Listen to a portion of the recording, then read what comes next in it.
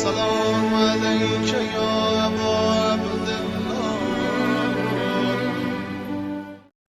أعوذ بالله من الشيطان اللعين الرجيم. بسم الله الرحمن الرحيم.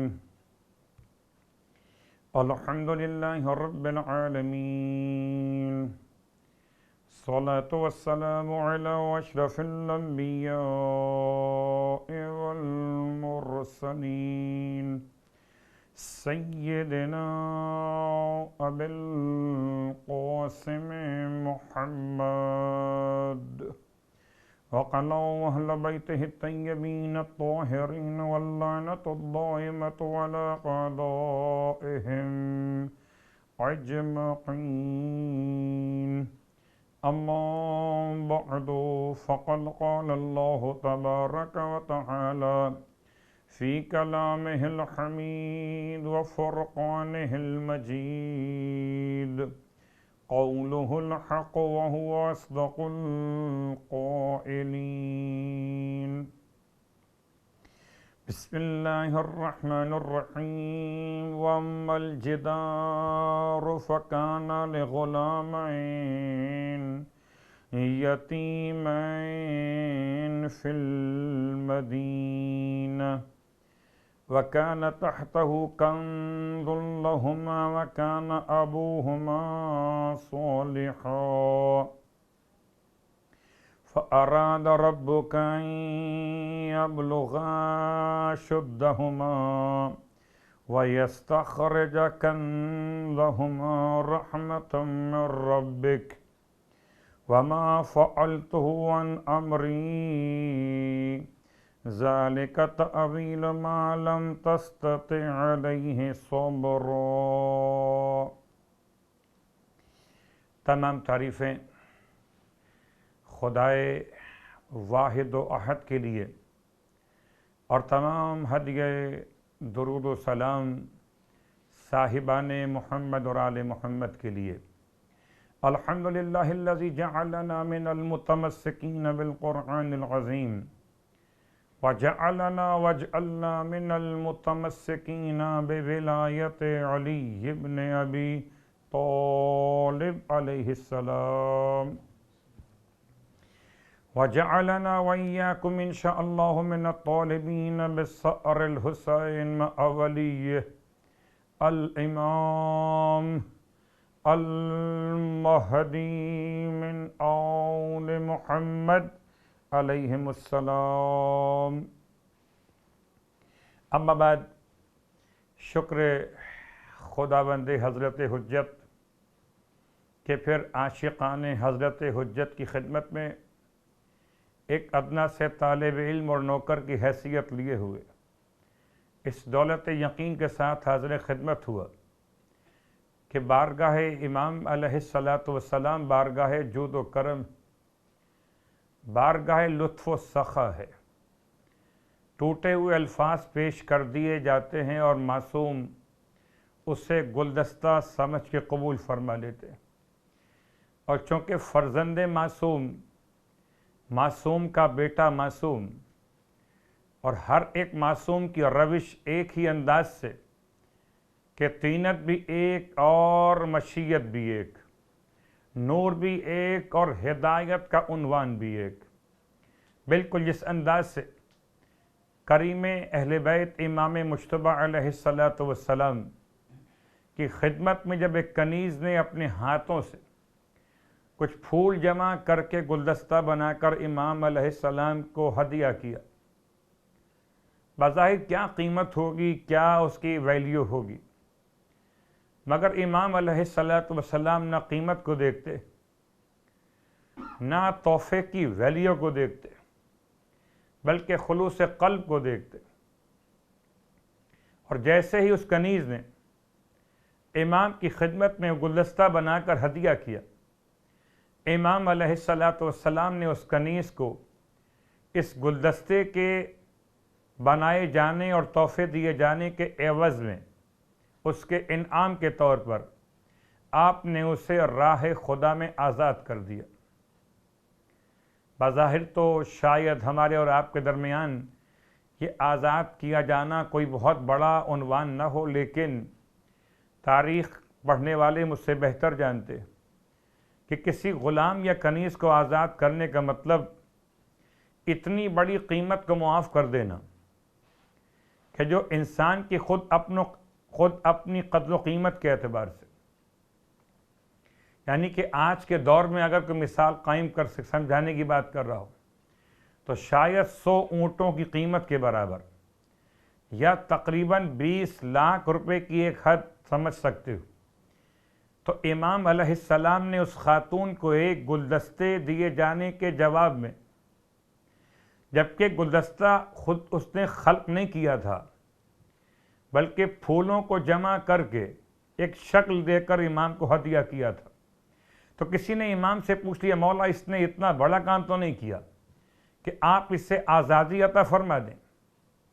امام علیہ السلام نے سورہ مبارکہ نساء کی آیات تلاوت فرمائیں تو سلام کے عنوان سے کہ اگر کوئی تم کو سلام پیش کرے تو تمہیں چاہیے کہ اس سے بہتر جواب دو یا کم از کم اس کے جیسا ہی جواب دے دو۔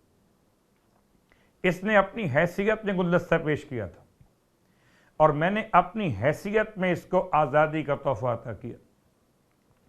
تو جیسے حضرت کریم آل محمد امام مجتبی علیہ السلام، ایسے حجت خدا امام زمانہ علیہ السلام اپنی حیثیت میں رہتے ہوئے انداز خاک سارانہ میں کوئی سلام ہی پیش کر لے، کوئی گلدستہ ہی پیش کر دے مولا کی بارگاہ، کوئی درود کا ہدیہ ہی پیش کر دے مولا کی بارگاہ۔ آئیے اس تمہیدی گفتگو کے ساتھ تفسیر آیات مہدویت پر مختلف کتابوں کا سہارا لیتے ہوئے آج آپ کی خدمت میں ماہ مبارکہ رمضان کی 25 تاریخ سورہ کہف کی کچھ آیات تلاوت ہوئیں اس سے پہلے والے دروس کے اندر، اور آج آیت نمبر 82۔ آیت کا نشان ہے 82 اور ترجمہ ہے وَأَمَّا الْجِدَارُ فَكَانَ لِغُلَامَيْنِ۔ رہی بات اس ایک دیوار کی تو وہ تھی 2 غلاموں کی، اور غلام بھی ایسے کہ یتیمین فی المدینہ، کہ جو اس شہر میں یتیم مشہور تھے۔ وَكَانَ تَحْتَهُ كَنْزٌ لَهُمَا، اور اس دیوار کے نیچے ان دونوں یتیموں کا خزانہ پوشیدہ تھا۔ وَكَانَ أَبُوهُمَا صَالِحًا، اور ان دونوں یتیم بچوں کا باپ ایک نیک انسان تھا۔ فَأَرَادَ رَبُّكَ، بس آپ کے رب نے چاہا کہ أَن يَبْلُغَا أَشُدَّهُمَا، کہ یہ دونوں پہنچیں اس خزانے تک، کب؟ جبکہ یہ عاقل اور بالغ ہو جائیں۔ وَيَسْتَخْرِجَ كَنْزَهُمَا، اور اپنے خزانے کو جو ان کے والد کی طرف سے تھا اسے حاصل کر لے۔ رحمتم من ربک، یہ آپ کے پروردگار کی طرف سے رحمت کا عنوان تھا۔ وما فعلتہ عن امری، میں نے یہ کام انجام نہیں دیے اپنے امر کے اعتبار سے۔ ذالک تعویل ما لم تستطع علیہ صبرا، اور یہ تمام باتیں تعویل تھیں، توجیحات تھیں، یا علل اور فلسفہ اور حکمت کا عنوان تھیں، ان تمام امور کے اعتبار سے کہ جن پر تم صبر نہیں کر سکے تھے۔ آیت کا ترجمہ آپ نے سماعت فرما لیا، خدا آپ کی توفیقات خیر میں اضافہ فرمائے کہ یہ آیات کا سلسلہ 2 خدا کی برگزیدہ ہستیوں کے درمیان ایک ملاقات کے واقعے کے ذیل میں، اور اب اہل علم اور اہل ادب اور صاحبان ایمان فرش ادا کی برکت سے اشارے سے بھی بات کو حاصل کر لیتے۔ وہ 3 واقعات کا ایک اشارہ ہے۔ حضرت موسیٰ علیہ السلام کو حکم تھا کہ ہمارے ایک بندے سے جا کے ملاقات کریں کہ جس کو ہم نے اپنی بارگاہ سے علم اور حکمت عطا فرما دیا ہے۔ اور جب جناب موسیٰ علیہ السلام کی ملاقات خدا کے اس نیک بندے سے ہوئی جس کا نام تاریخ اسلام نے خضر بتایا ہے، تو خضر علیہ السلام کے ساتھ یہ موسیٰ علیہ السلام ساتھ میں ہو لیے، اور موسیٰ علیہ السلام ریکویسٹ کی، درخواست کی کہ مجھے اپنے ساتھ رکھیں، اور جو خدا نے آپ کو علم عطا کیا اس میں سے تھوڑا سا مجھے بھی عطا کر دیجیے۔ جناب خضر علیہ السلام نے بار بار ایک جملہ فرمایا کہ دیکھیے آپ ہمارے ساتھ برداشت نہیں کر پائیں گے، اور آپ کیسے برداشت کر سکتے ہیں کسی ایسی بات کو جس کا آپ کو علم نہ ہو؟ گویا برداشت اور استطاعت کا ایک تعلق علم سے بھی ہے۔ موسیٰ علیہ السلام اصرار کر رہے تھے کہ میں آپ کے ساتھ چلنا چاہتا ہوں اور میں انشاءاللہ صبر کروں گا، آپ مجھے صابر پائیں گے۔ جناب خضر علیہ السلام نے موسیٰ علیہ السلام کو اپنے ساتھ لیا اور دونوں رائے خدا کے مسافر چلے۔ جو پہلا واقعہ پیش آیا اس کے اعتبار سے چلتے چلتے نہر کے کنارے پہنچے، نہر کے کنارے پہنچے اور اب سفر سمندری طے کرنے کے لیے، دریاؤں کا سفر عبور کرنے کے لیے دونوں نے ظاہری وسیلہ اختیار کیا، یعنی کشتی میں جا کے بیٹھ گئے۔ کشتی میں دونوں بیٹھ گئے، کشتی روانہ ہو گئی اور سواریاں موجود ہیں۔ موسیٰ علیہ السلام نے دیکھا کہ اچانک خضر علیہ السلام کشتی میں سوراخ کر رہے۔ عجیب سی بات ہے، جس کشتی میں بیٹھے ہیں اسی میں سوراخ کر رہے۔ تو موسیٰ علیہ السلام نے بے ساختہ سوال کر لیا، یہ آپ کیا کر رہے؟ اس کشتی میں سوراخ کر رہے کہ اس میں اگر پانی اندر آ گیا تو جتنے بیٹھے ہوئے افراد وہ سب کے سب ڈوب جائیں گے کشتی کے سمیت۔ خضر علیہ السلام نے موسیٰ علیہ السلام سے تنبیہاً ارشاد فرمایا، ہم آپ سے نہیں کہتے تھے کہ آپ ہمارے ساتھ چلیں گے تو صبر نہیں کر پائیں گے، اور ہمارا کیا آپ سے ایگریمنٹ نہیں ہوا تھا کہ آپ کوئی سوال نہیں کریں گے؟ ایک مرتبہ موسیٰ علیہ السلام شرمندہ خاطر ہوئے، اچھا مجھ سے غلطی ہو گئی، آئندہ سوال نہیں کروں گا، آپ مجھے اپنے آپ سے الگ مت کیجیے۔ قافلہ آگے بڑھا، سفر مکمل ہوا کشتی کا، آپ اتر کے ساحل سے آگے بڑھے اور ایک ایسے میدان میں پہنچے جہاں بچے کھیل رہے تھے۔ ایک بڑا حسین اور جمیل بچہ بھی کھیل رہا تھا۔ جناب خضر آگے بڑھے اور آگے بڑھ کے تلوار نکالی، اس حسین اور جمیل بچے کا سر تن سے جدا کر دیا، اس بچے کا سر تن سے جدا کر دیا، اسے موت تک پہنچا دیا، مار دیا اسے۔ اب تو موسیٰ علیہ السلام پھر پکار اٹھے، یہ آپ نے کیا کیا؟ ایک بے گناہ جان کا خون بہا دیا، ایک نفس کا محترمہ کا خون بہا دیا آپ نے، یہ عجیب کام کیا آپ نے، قتل انسان کر دیا۔ پھر فرمایا جناب خضر علیہ السلام نے، میں نے آپ سے نہیں کہا تھا کہ آپ صبر نہیں کر پائیں گے؟ کیا ہمارا آپ سے عہد نہیں تھا کہ آپ سوال نہیں کریں گے؟ آپ نے سوال کیوں کیا؟ ہمارا آپ کا عہد ٹوٹ رہا ہے۔ موسیٰ علیہ السلام پھر کہتے ہیں میں شرمندہ ہوں، مجھے ایک موقع اور دیجیے، اگر اس کے بعد بھی میں سوال کر بیٹھوں پھر آپ کی مرضی ہے کہ مجھے اپنے آپ سے الگ کر دیجیے گا۔ یہ پورا قرآنی واقعہ سنانے کا ایک خاص مقصد ہے، اور ان آیات کو امام زمانہ علیہ السلام سے ربط دینا یہ ہمارا عنوان ہے۔ لیکن چونکہ بغیر یہ واقعہ پیش کیے ہوئے ربط دینا اتنا آسان نہیں تھا، اس لیے مولا مشکل کشا کے دامن کو تھامتے ہوئے اس ربط کو قائم کرنے کے لیے میں نے آپ کو زحمت دی۔ اس کے بعد خلاصہ، یہ دونوں اور آگے بڑھے، اور چلتے چلتے ایک بستی میں پہنچے. بستی کا نام بعض مورخین نے لکھا ناصرہ. ناصر کہتے مددگار کو، ناصرہ مدد کرنے والی بستی. دونوں بھوکے اور پیاسے تھے، راستے بھر کچھ نہ کھایا تھا نہ پیا تھا. بستی میں پہنچ کے اور بھوک لگی، اور ایسے میں خضر علیہ السلام نے اس بستی کے ناصرہ میں اچانک ایک دیوار کو دیکھا گر رہی ہے. تو فرمایا موسیٰ علیہ السلام سے، آؤ ہم اس کو دوبارہ مستحکم کر دیں تاکہ یہ گرنے نہ پائے. وہ اب اس دیوار کو تعمیر کرنا شروع کیا بغیر مزدوری اور اجرت کے طے کیے ہوئے، بغیر کسی شخص کے بلائے ہوئے. دونوں خود سے آگے بڑھے، مٹی کا گارا تیار کیا اور اس دیوار کے پشتے مضبوط کرنے شروع کر دی. بالکل ایسی مثال جیسے راستے میں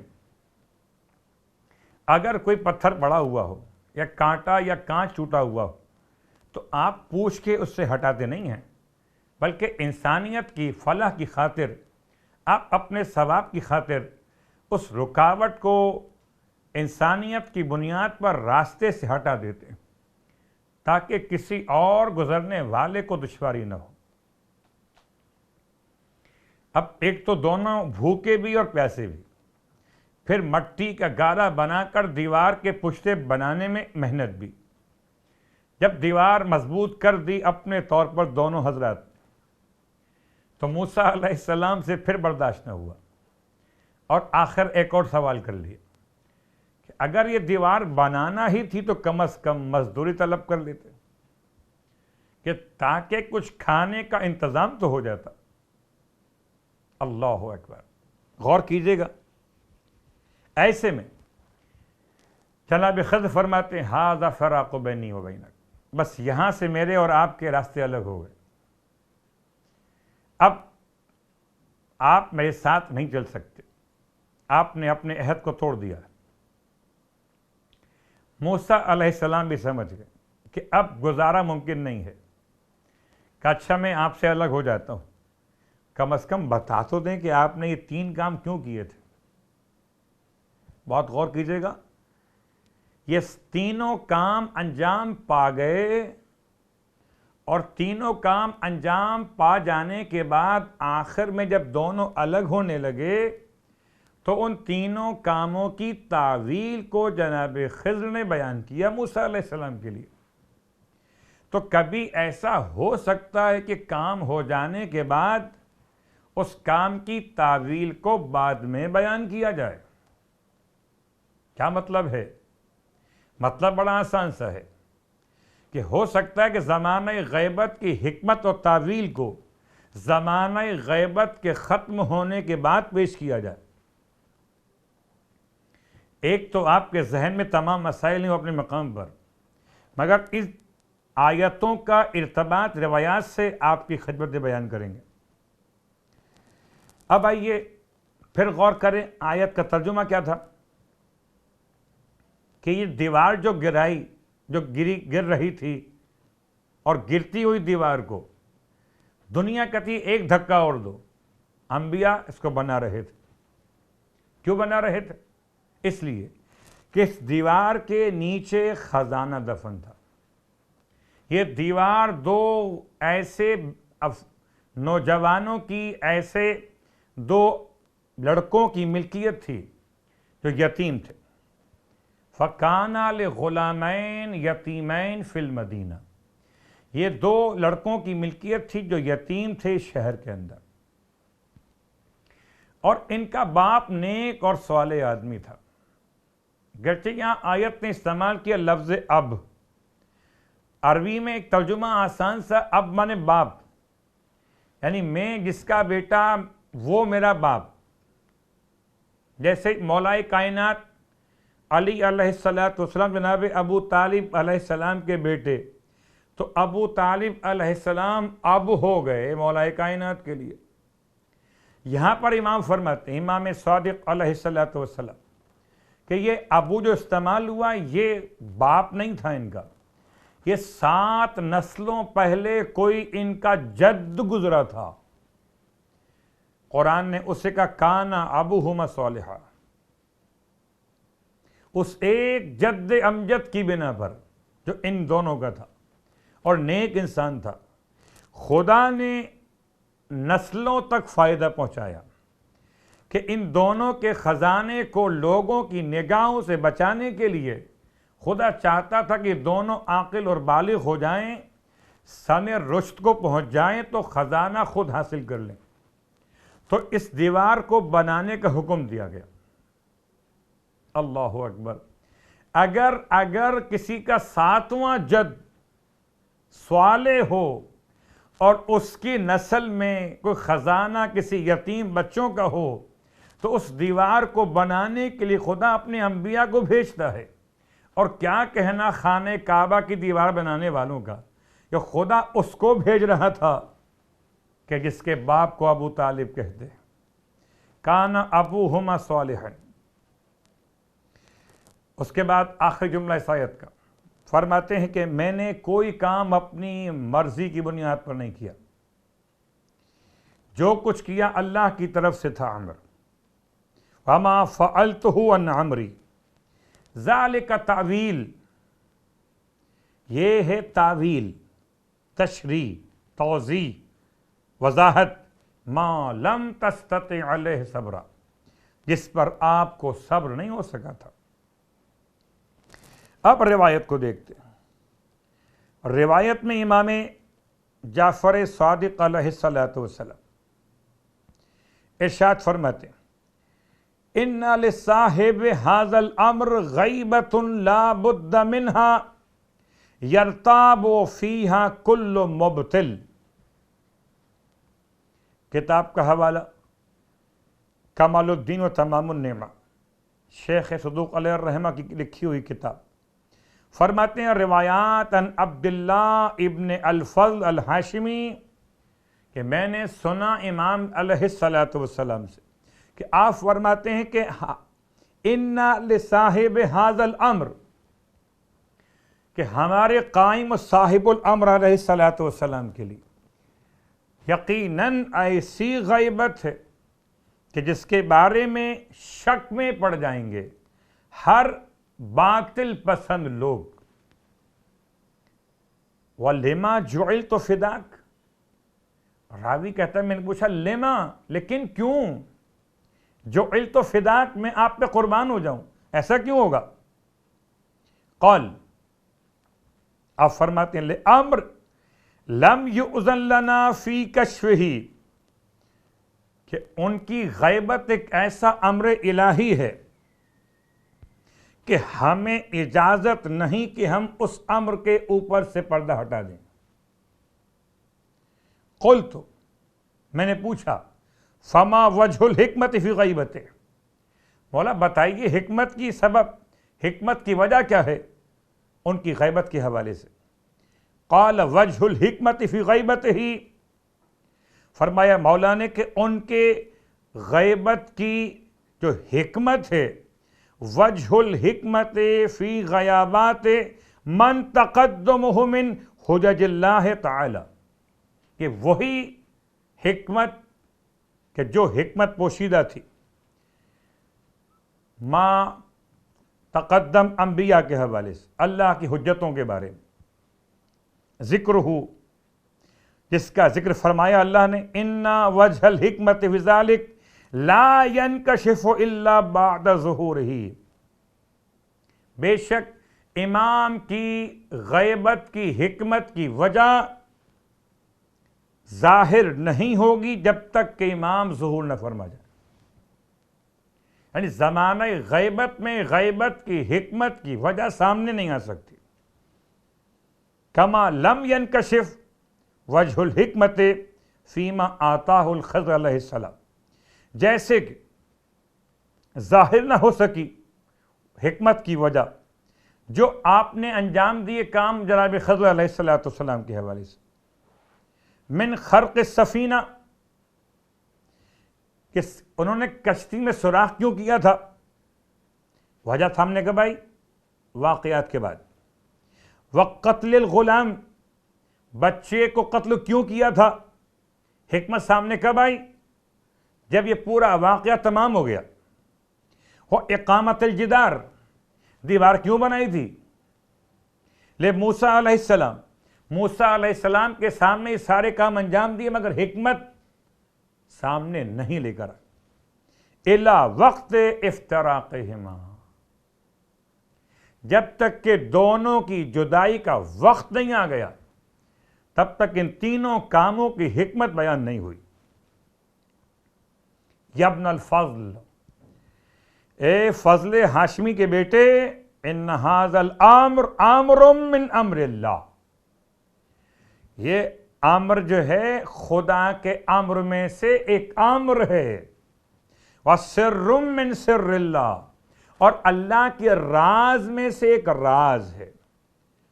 وغیب من غیب اللہ، اللہ کے غیب کے خزانوں میں سے ایک خزانہ غیب ہے۔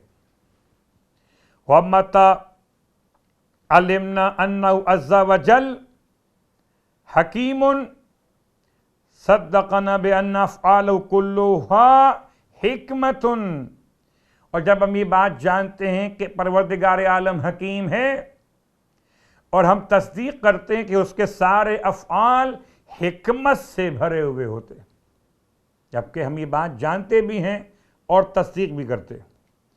وَإِن كَانَ وَجْهُهَا غَيْرُ مُنْكَشِفٍ، اگرچہ خدا کی حکمتیں ہم پر غیر منکشف ہی کیوں نہ ہوں، لیکن ہم جانتے ہیں کہ خدا کی حکمت کے بغیر تو یہ کام نہیں ہو سکتا۔ آج کی حد تک بات کو یہاں روکتے ہوئے باقی باتیں انشاءاللہ آنے والے درس کے اندر، اور جیسے کہ آپ کی خدمت میں ہر روز امام سے ملاقات کے لیے کچھ اشارے بیان کیے جاتے ہیں، آئیے ایک ایسے شخص کا واقعہ آپ کی خدمت میں پیش کر رہا ہوں۔ اس واقعے کی بدولت سے میں اپنے لیے اور آپ کے لیے، اور خاص طور سے اپنے ہر سامع اور اپنے ہر محبت کرنے والے جوان کے لیے، جوانی میں امام زمانہ سے ملاقات کا شوق، کہتے ہیں کہ ایک ایسی شخصیت جس کو جنون اٹھا مولا سے ملاقات کا، کہتا ہے جوانی میں مجھے اپنے امام سے ملاقات کرنے کا بہت شوق اٹھا، مجھ میں بالکل آرام و سکون نہیں تھا، میں ہر وقت بے چین رہتا تھا، اس تلاش میں رہتا تھا کہ امام سے کب اور کہاں ملاقات ہو۔ ایک دن مجھے خیال آیا کہ کیوں نہ امام سے ملاقات کے لیے ایک عجیب کام کروں۔ اس سے پہلے ہم نے بیان کیا کچھ اعمال کو، کچھ وظائف کو امام سے ملاقات کے حوالے سے، یا خواب میں معصوم کی زیارت کے حوالے سے۔ اب غور کیجیے، جوان کہتا ہے میں نے عجیب کام کیا، میں نے بھوک ہڑتال شروع کر دی امام سے ملاقات کے لیے۔ غور کیجیے گا، یہ کم معرفت ہو، آپ اسے جو چاہیں کہیں، بے وقوفی کہیں، اپنی جان کو ہلاکت میں ڈالنا کہیں، یہ واقعہ بیان کر رہا ہوں، اور شاید ہم واقعے کی بنیاد پر اپنے جوانوں کے لیے اور راستہ تلاش کر سکیں۔ بات آسان سی مشکل نہیں ہے۔ جب کوئی جوان کسی مجازی محبت میں کھانا پینا چھوڑ دیتا ہے، آپ کیا کرتے ہیں؟ یہ عشق حقیقی ہے امام علیہ السلام۔ اس جوان نے کھانا پینا چھوڑ دیا اپنا انداز ہے، اور 3 دن گزر گئے، یہاں تک کہ تیسری رات میں حالت اتنی خراب ہو گئی کہ ایک گھونٹ پانی پینا ہی پڑ گیا۔ مسجد سر زدک میں، اور اس کے بعد کہتا ہے مجھ پر تھکاوٹ کی کیفیت طاری ہو گئی، پانی ایک گھونٹ پیا اور گر پڑا۔ ایسے میں دیکھتا ہوں کہ میرے سرہانے میرا امام تشریف لے کر آیا۔ آپ مجھ سے آگے فرماتے ہیں تم نے اپنے ساتھ ایسا کیوں کیا ہے؟ اپنی جان کو ہلاکت میں کیوں ڈال دیا؟ میں ابھی تمہارے لیے کھانا بیچتا ہوں اور تم کھا لینا۔ اللہ اکبر۔ اگر کوئی بچہ گھر میں ماں سے ناراض ہو کر کسی بات پر کچھ بات منمانی ہو، بھوک ہڑتال شروع کر دے، تو ماں بالآخر بچے کے محبت میں دباؤ میں آ کر بچے کے لیے کھانا لے کے چلی آتی ہے۔ جوان کہتا ہے اس پیاری سی ملاقات کے بعد جس سے میں دل کو بڑا متاثر کیا تھا، میں ہوش میں آ گیا اور اسی اثنا میں دیکھا کہ مسجد کے دروازے پر دستک ہو رہی۔ اٹھ کر دروازہ کھولا تو ایک شخص کو دیکھا جس نے اپنی ابا سے اپنا منہ ڈھانپ رکھا تھا تاکہ اسے کوئی پہچان نہ سکے۔ اس کے ساتھ تازہ گرم گرم کھانے کا ایک طبق، برتن، اس نے مجھے تھما دیا۔ اس میں تازہ چاولوں کے اوپر روسٹ کیا ہوا مرغی کا پیس رکھا ہوا تھا۔ کہتا میں نے اس کھانے کی ایسی لذت محسوس کی جس کی میں وصف بیان نہیں کر سکتا۔ دوسرے دن غروب سے پہلے میرے ساتھی مرزا محمد باقر مرحوم نیک لوگوں میں سے تھے، میرے قریب آئے، فرمایا آتے کے ساتھ کہ وہ کھانے کے برتن ہمارے حوالے کر دو۔ اس کے ساتھ مجھے ایک رقم کی تھیلی عنایت فرمائی اور کہہ دیا کہ آپ کو سفر کا حکم دیا گیا، آپ مشہد مقدس جائیں، امام رضا علیہ السلام کی زیارت کریں، آپ کو بہت فائدہ حاصل ہوگا۔ کہتے ہیں سفر میں میرے ساتھ مسجد کے امام جماعت بھی تھے، سید ہاشم، اور اس کے ساتھ ساتھ راستے میں ایک اور شیخ ساتھ میں ہو لیے۔ تفصیل کو مکمل کرتے ہوئے اس نوجوان نے پورے سفر کے دوران سید ہاشم سے بھی اور اس شیخ سے بھی جو باتیں حاصل کی، ان میں خاص بات کیا تھی؟ پہلی بات، اگر انسان کا دل امام کی طرف محبت سے آباد ہو تو امام خود اس کی حفاظت کی ذمہ داری قبول کرتے ہیں۔ اور آخری بات آج کی، جو امام سے ملاقات کے راستے پہ چل رہا ہو، مشکل بات ہے بہت، اسے چاہیے کہ مشتبہ غذاؤں سے پرہیز کرے، ایسی غذا جو حرام سے مخلوط ہو اس سے پرہیز کرے۔ ایک لقمہ مخلوط غذا کا انسان کو امام سے دور کرتا ہے۔ بس عزیزان گرامی قدر، جب بات مشہد مقدس کی آئی تو کیوں نہ اس غریب الغربا کے اعتبار سے بس ایک جملہ آپ کی خدمت میں عرض کر دیا جائے۔ یہ نوجوان تو امام سے محبت کے راستے پہ چلا اور مشہد تک پہنچ گیا، لیکن ہائے معصوم قوم، بہن جو ملاقات کو چلی تھی بھائی سے، قوم تک پہنچتے پہنچتے قوم سے پہلے ہی منزل ساوا پر اس قافلے پر جو ستم ڈھائے گئے، تمام بھتیجے، تمام عزیز و اقارب شہید کر دیے گئے، اور اس عالم میں قوم پہنچی ہیں کہ امام کو یاد کرتی جاتی تھیں اور روتی جاتی تھی۔ بس میں اتنا کہوں گا، جب قم میں داخل ہوئی تو پورے قم نے استقبال کیا، سیاہ پردے لگائے ہوئے تھے، شور و فغاں تھا۔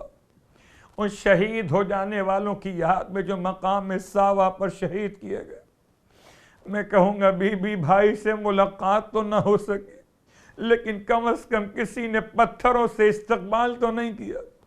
ہائے زینب اولیاء، ہائے ام کلثوم، کبھی بازار کوفہ، کبھی بازار شام، کبھی تماشائیوں کا مجمع، کبھی شرابیوں کا مجمع۔ اللہ ولعنت اللہ علی القوم الظالمین، وَسَيَعْلَمُ الَّذِينَ ظَلَمُوا أَيَّ يَنقَلِبُونَ۔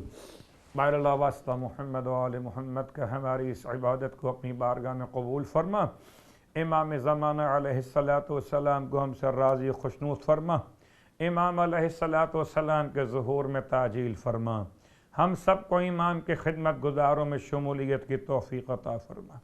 ربنا تقبل منا انک انت السمیع العلیم بجاہ محمد وآلہ المعصومین، برحمتک یا ارحم الراحمین.